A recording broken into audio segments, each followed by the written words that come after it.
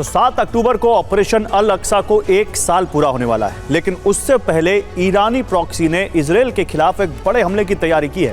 दावा है कि ईरानी प्रॉक्सी तेल अवीव पर ट्रिपल अटैक के लिए तैयार है, जिसमें ईरान ही नहीं रूस भी उनकी मदद कर रहा है। दावा यह भी है कि पुतिन ईरान को न्यूक्लियर तकनीक देने वाले हैं। ऐसे में सवाल है कि क्या राष्ट्रपति पुतिन ने अरब से यूरोप विनाश की तैयारी शुरू कर दी है? देखिए इस रिपोर्ट में। हिजबुल्लाह के ड्रोन इजराइल को दहला रहे हैं।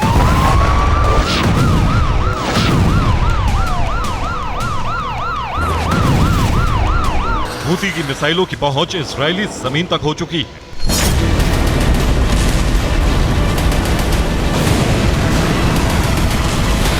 हमास इजराइल में फिर 7 अक्टूबर जैसे हमले की धमकी दे रहा है।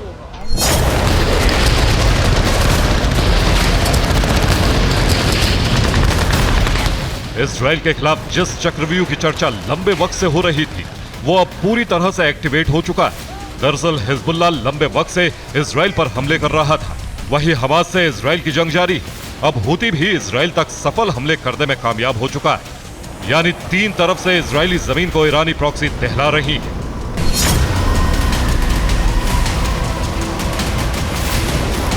कल तक जो हूती सिर्फ रेड सी में आंखें दिखा रहा था, वो अब बेहद खतरनाक रूप ले चुका है।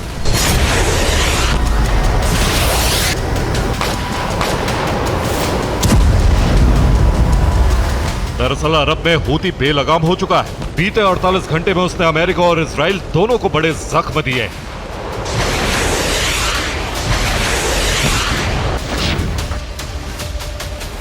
पंद्रह सितंबर के दिन हूती ने पहली बार तेल अवीव पर सफल बैलिस्टिक हमले को अंजाम दिया था, तो 16 सितंबर की रात यमन में अमेरिका के MQ-9 रीपर ड्रोन को भस्म कर दिया। ये बीती रात यमन की तस्वीरें हैं, जहां आसमान में उड़ते अमेरिका के MQ-9 रीपर ड्रोन को हूती ने तबाह कर दिया।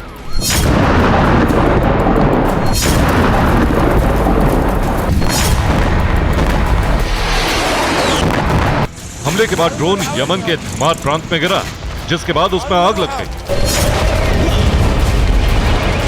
दावा है कि हूती ने ड्रोन पर मिसाइल अटैक किया था, उसका निशाना बिल्कुल सटीक रहा और अमेरिकी ड्रोन तबाह हो गया।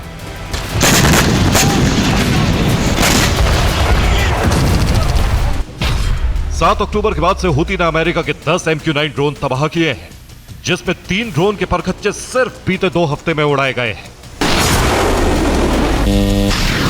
सबसे बड़ी हैरानी इजराइल पर हुए बैलिस्टिक हमले को लेकर है।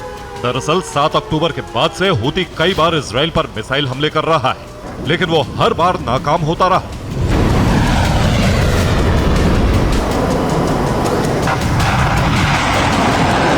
दरअसल हूती चाहे इजराइल पर जमीन से हमला करे या समंदर से, दोनों तरफ उसके सामने 2 बड़ी दीवार है।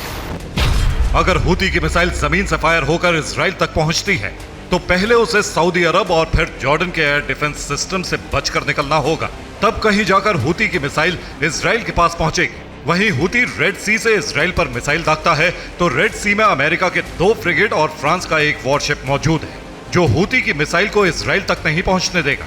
ऐसे में सवाल है कि हूती की बैलिस्टिक मिसाइल इजराइल तक कैसे पहुंची।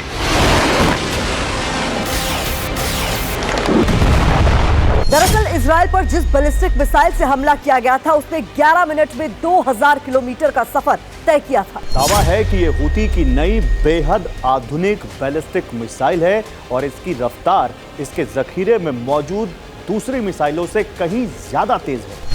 हूती की इस ताकत का सीक्रेट ईरान रूस के गठजोड़ को माना जा रहा है। दरअसल अब रूस और ईरान एक होकर अमेरिका के खिलाफ काम कर रहे हैं। ईरान के बाद अब रूस भी ईरान प्रॉक्सी को हथियार सप्लाई कर रहा है, जिससे उनकी ताकत बेहद ज्यादा बढ़ गई है।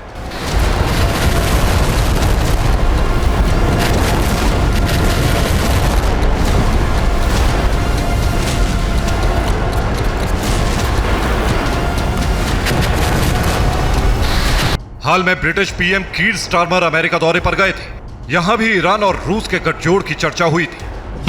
आशंका है कि ईरान और रूस के बीच सीक्रेट न्यूक्लियर डील हो चुकी है। अगर ऐसा है तो ईरान न्यूक्लियर वेपन्स बनाने के बेहद करीब पहुंच जाएगा।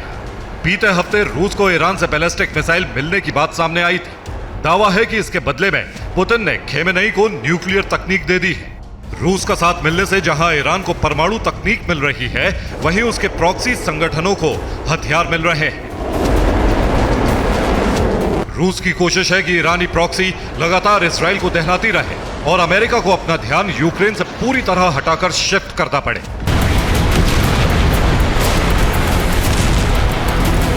पुतिन के इस प्लान का ट्रेलर भी दिखने लगा है। हूती के प्रवक्ता याह्या सारी ने कहा है, ऑपरेशन अल-अक्सा फ्लड की पहली बरसी 7 अक्टूबर को है। 7 अक्टूबर तक इजराइल पर सरप्राइज अटैक किए जाएंगे।